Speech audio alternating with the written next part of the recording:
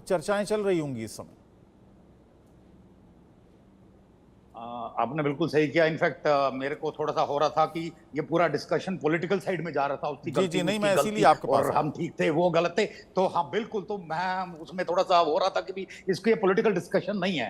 Anyway आपने सवाल उठाया कि ये देखिए, खाली कठुआ सांबा इधर का नहीं, पूरे पंजाब का बॉर्डर और राजस्थान का बॉर्डर, इस वक्त वहां पे लगातार आर्मी नहीं डिप्लॉय कर सकते आप, उतनी आर्मी है भी नहीं है आपके पास। और वहां से आपका मतलब बॉर्डर पार करके आना और अंदर आके किसी भी व्हीकल में मतलब गाड़ी में बैठ के कठुआ तक आ जाना कोई बड़ी बात नहीं है। हमारे पहले भी ये बहुत बार पकड़े गए ट्रकों के अंदर कैसे भी करके। सो मतलब और टनल्स बनाई है उन्होंने कितने कितने साल की, कितनी तो बीएसएफ ने डिस्ट्रॉय करी है। So there is a intricate network जो वहां तक जाता है।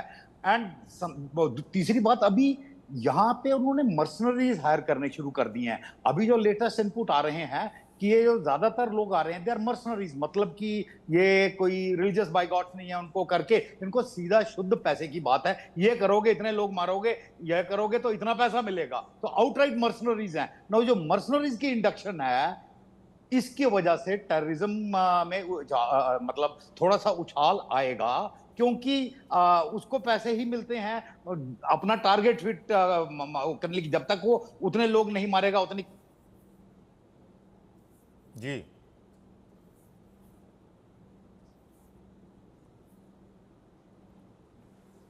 शायद उनका संपर्क हमसे टूट गया है।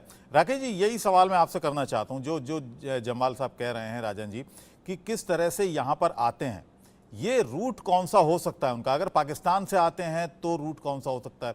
और अगर ये स्थानीय ही आतंकी हैं तब भी इतना साजो सामान लेकर एक जगह से दूसरी जगह मूव करना ये कोई आसान काम नहीं है। इतना डिप्लॉयमेंट वहां पर सेना का है।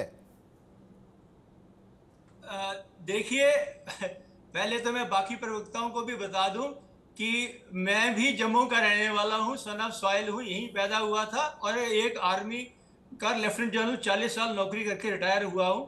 और उसके बावजूद मैंने 10 साल, चाहे वो पुंछ राजौरी का इलाका है, चाहे वो कश्मीर का इलाका है, उसमें हर एक जगह में सर्व किया है। और मैं जैकलाई का सोल्जर हूं, तो शायद बाकी लोगों से जमीनी चीज़ों को ज़्यादा जानता हूं। तो इसमें कोई पॉलिटिक्स पहले करने की ज़रूरत नहीं है।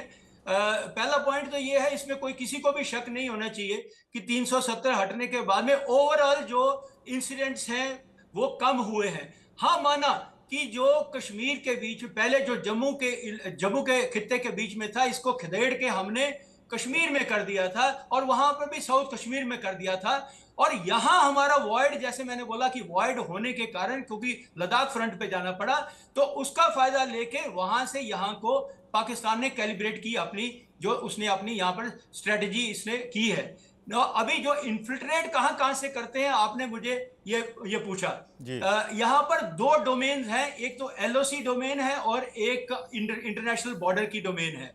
जो एलओसी डोमेन है वो हमारे पुंछ राजौरी अखनूर के ऊपर से लेकर वहां पर एक रेगुलर आर्मी डिप्लॉयड है और वहां इन्फिल्ट्रेशन बहुत ही कम हो गई है, इसीलिए नए रास्ते इजाद किए गए हैं। दूसरा है आईबी सेक्टर। आपने देखा होगा कि जम्मू से लेकर कठुआ तक के यहां पर नदी नाले जो है आईबी के साथ साथ में पैरेलल चलते हैं और यहां से पहले भी काफी इन्फिल्ट्रेशन हो चुकी हुई है। मैं ब्रिगेडियर था वहां पर पठानकोट के सेक्टर में, ये मेरा इलाका था, बनी मछेड़ी में मेरे वहां पर कंपनी रहती थी और वहां पर मैं 2006-7 की बात कहता हूं, वहां हमने कितने मिलिटेंट मारे थे।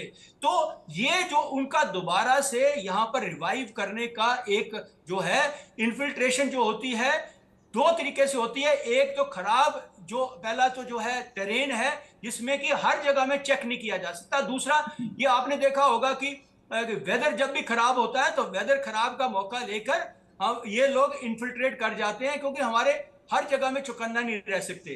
तो इस दोनों चीजों को हमको ज्यादा चौकन्ना रहना पड़ेगा। और तीसरी चीज इसलिए हो रही है कि जो ये आर्क ऑफ मिलिटेंसी है, ये आस्ता आस्ता जम्मू में पहले ये पुंछ में था, फिर राजौरी में आया, फिर रियासी में आया, कभी इस तरफ में आया। मैं ये कहूंगा इसमें लैक ऑफ हमारी जो ह्यूमन इंटेलिजेंस है और winning the hearts and minds of the people है। जो आज मैं बता रहा हूं, जब मैं पुंछ राजौरी में था, जब एक कैप्टन था, मेजर था, इंसिडेंट होने से पहले ही हमको पता लग जाता था कि यहाँ इतने लोग आ गए हैं, आप लोग एक्शन ले लो।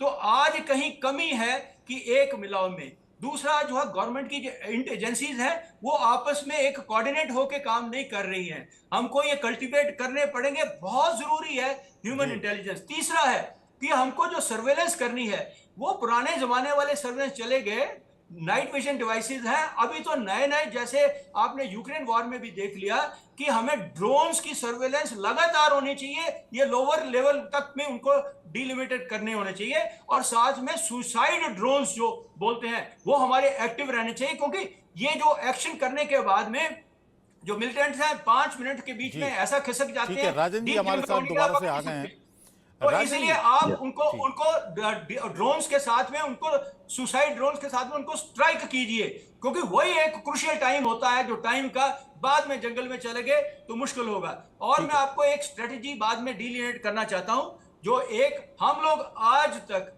एक रिएक्टिव स्ट्रेटेजी पे चलते रहे हैं, हमें प्रोएक्टिव स्ट्रेटेजी पे आना पड़ेगा। इंसिडेंट होता है, हम सोचते हैं भाई ये क्यों हुआ, कहां से हुआ, कैसे हुआ। अरे एक प्रोएक्टिव स्ट्रेटेजी होनी चाहिए ताकि पाकिस्तान वो चीज दोबारा करे ना, या ऐसी चीज ना हो।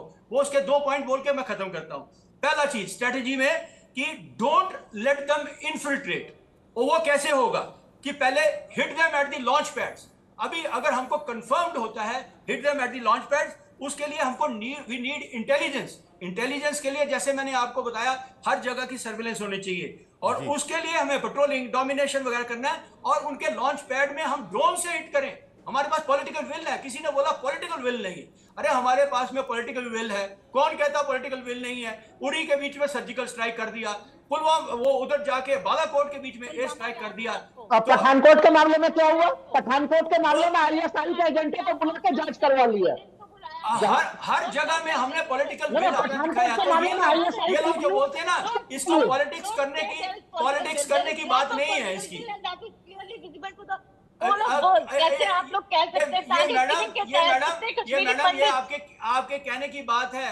आप ये बता दो दीजिए, आज से 40 साल पहले तक कौन बॉर्डर पार किया, कौन किसी, हमने ज्यादा शायद एक्सपीरियंस है, और उम्र भी आज 70 साल की होने मेरे पठानकोट के मामले में आईएसआई ठीक है, पठानकोट ठीक है। नम्रता जी मैं पठानकोट हमले की बात राहुल जी ने उठाई है।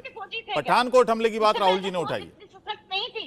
देखिए, फौज शुरू से सशक्त रही है, और फौजी शुरू से शहादत देता आया है। फौज के ऊपर किसी को न संदेह, कोई शक नहीं। पॉलिटिकल विल की कमी तब नजर आती है जब 370 का नारा और छाती पीटते हुए हमारे यहाँ पे आपने कितने सारे सिक्योरिटी लैब्स नजर आ रहे हैं। आई थिंक ये सारा पॉलिटिकल। ठीक है राहुल जी, के लिए हम लोग ना लिए एक मिनट राहुल जी को बोलने करें हम लोग क्या है। देखिए एक चीज मैं कह दूं यहाँ पे। देखिए राष्ट्रीय सुरक्षा, एक मिनट नम्रता जी, राहुल जी को बोलने दीजिए। मैं कह रहा हूं, देखिए राष्ट्रीय सुरक्षा को जब चुनाव से जोड़ा जाता है, समस्या वहां खड़ी होती है। देखिए 2-3 इंसिडेंट हम लोग देख लें। जब पठानकोट का इंसिडेंट होता है, लोकसभा चुनाव था, बड़ी अच्छी कार्रवाई हुई, देश दुनिया में उसमें तारीफ हुई उसकी। उड़ी के समय में कठोरता के साथ कार्रवाई हुई, तारीफ हुई। लेकिन अब बताइए, पठानकोट के मामले में पाकिस्तान की जो खुफिया एजेंसी आईएसआई पूरे दुनिया भर में बदनाम है, वो आतंकवाद की गंगोत्री के रूप में जानी जाती है, उसको पठानकोट के जांच में कैसे शामिल कर लिया गया? तो ये क्या डबल स्टैंडर्ड नहीं है? ये मैं मानता हूं कि पॉलिसी के स्तर पर गड़बड़ी है। और अभी मैं ये भी चीज कहूंगा कि जो अलग अलग एजेंसियां हैं उनमें तालमेल की कमी। कौन करेगा ये तालमेल का पूरा मामला? और उपराज्यपाल मनोज सिन्हा, मैं एक चीज और कह दूं, उपराज्यपाल मनोज सिन्हा जी के ऊपर जिस प्रकार के आरोप लग रहे हैं, वो आरोप देखिए, नंबर 1 आरोप अपने निजी आयोजन में वो सरकारी पैसे से 10 लाख का, तो वो आरोप जवाब छोड़ दीजिए, यहाँ मत बात, इसके साथ कोई कनेक्शन नहीं है, इसके साथ कोई कनेक्शन नहीं है। कठुआ हमला और